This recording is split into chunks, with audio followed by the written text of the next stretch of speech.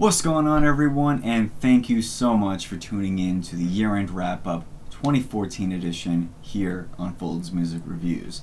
2014 has been an absolutely crazy year, with music being absolutely no exception. But for these videos' purposes, of course, music is going to be the exception we're talking about. When it came to formulating and trying to figure out my top 30 year-end lists, I realized that I had listened to so much great music that this honorable mentions list is by far the biggest honorable mentions list that I have come up with since I started listening to music and since I started reviewing music on YouTube.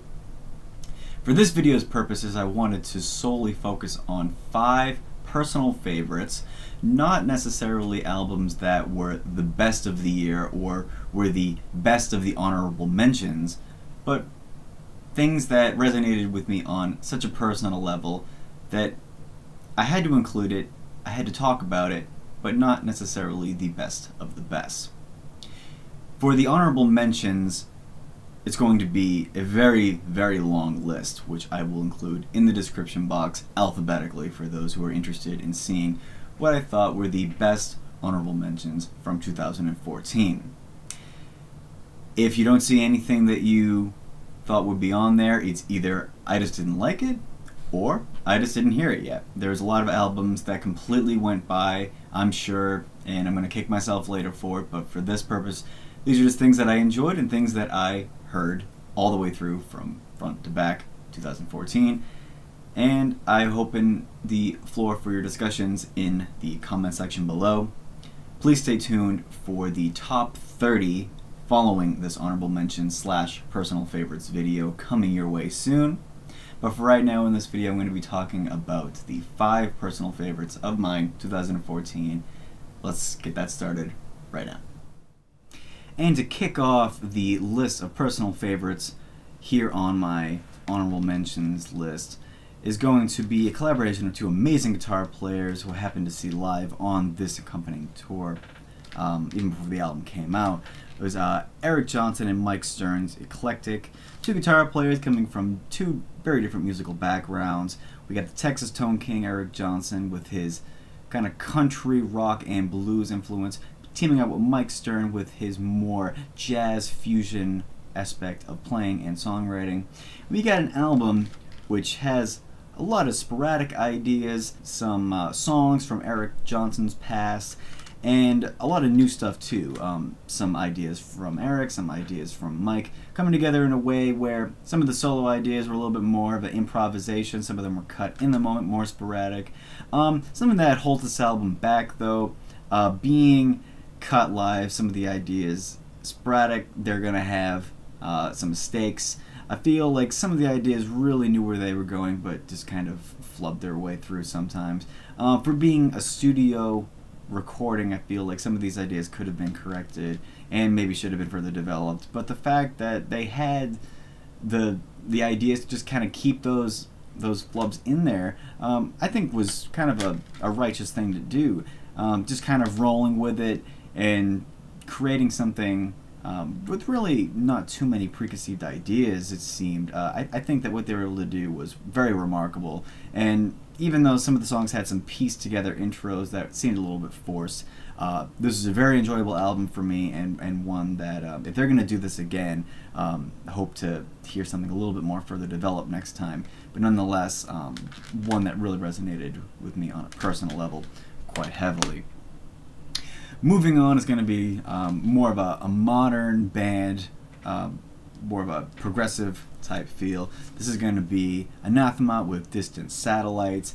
After loving their comeback album, We're Here Because We're Here, and the album from 2 years ago, the comeback follow-up to that one, Weather Systems, I was so blown away by that I thought that they were going to be riding this wave of new Anathema music for a long time, soaring to infinite heights. To me, I feel like this album fell a little bit short, but nonetheless packed every facet of what Anathema's music is into one package, and even taking their music a little bit of a step further into uncharted territory. I feel that in making a statement on this is who we are and putting in all facets of their musical career. I feel like they've treaded paths that they've already crossed before, and some of their layouts and some of their songwriting approaches seemed a little bit done before, a little bit repetitive, but at the same time, the songs on here, especially the songs in the first half, are absolutely tremendous. It's when the later half of the album starts to kick in, they start to experiment a little bit more, and even some of the electronic sounds in the title track and in the song that closes the album, Take Shelter, I feel, though it's treading new ground in electronic music for Anathema's kind of body and foundation to their music, I feel like some of these ideas could have been a little bit more embellished. It almost kind of sounded like they were going for more of like a Kid A Radiohead kind of feel, but if they were going to do something like that, you got to add a little bit more embellishment, and I feel like what they did was a little bit too simplistic and could have been a little bit more honed in. Had they done that, I feel like this album would have been a little bit more resonated with me. But without a doubt, the first half of this album was tremendous with some killer songs that I couldn't help but return to, and I think that this was one that hit me more on a personal level than it did on an overall level. So definitely one to check out if you're a fan of this band, but to me, not the best thing they've put out. Moving on, we have the prog legend and icon Jethro Tull's Ian Anderson with Homo Eroticus. Here again, we have Gerald Bostock in more of a mature setting, a nomad wanderer going through 8,000 years of history.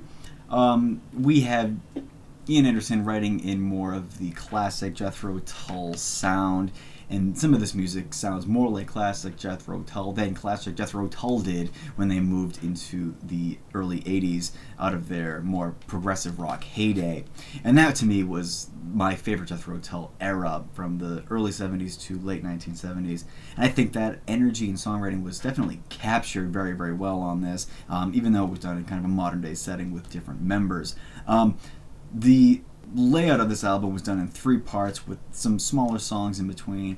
I feel like some of the songs could have been developed a little bit more, but without a doubt the thing that grasped me the most is that Ian Anderson has not sounded this young and youthful and energized in a very, very long time.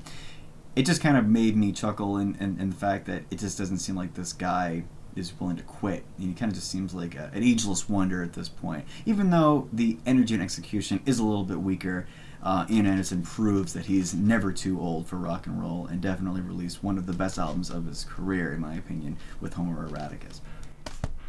Moving on, we're going to be talking about another progressive rock giant with, unfortunately, their last and final swan song. With that, you definitely know what this is going to be. Of course, I'm talking about Pink Floyd's The Endless River.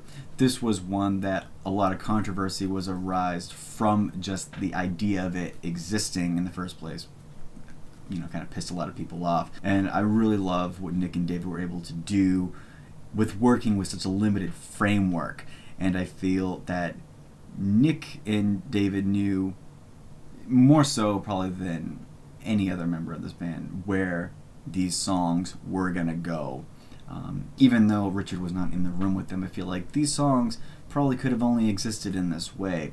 I think it's very remarkable production-wise about how full this album sounds. Never before has Pink Floyd sounded so lush and layered and clear.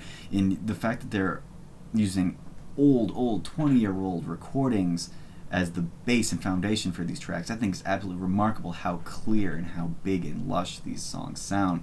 And even the ideas, they don't sound like they were really forced in a way. They really go together in a big musical continuum in a way that it could have been written all in one studio session. It really just sounded like they were in the room with Richard all over again, and it's just, him channeling music from the grave.